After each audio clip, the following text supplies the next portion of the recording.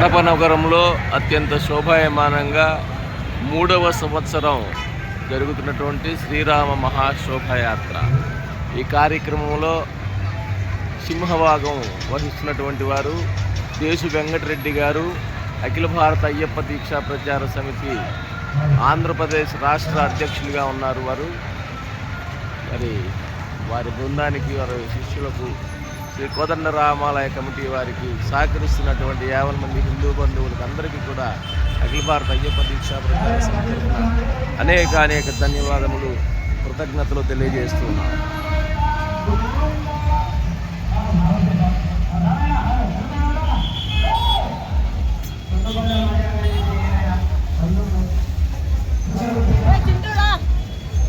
ఎంతోమంది హిందూ బంధువులు ఉదయం టిఫను, మధ్యాహ్నం భోజనాలు, మధ్యలో ఫ్రూటీలు, మంచినీళ్లు అనేక రకమైనటువంటి విధంగా పాటిస్తూ ఉన్నారు.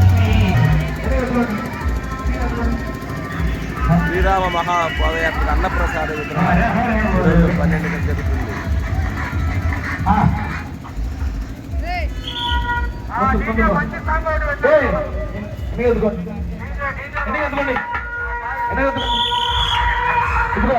దాదాపుగా కిలోమీటర్ పైన ఈ శోభయాత్ర బృందాలు ఉన్నాయి.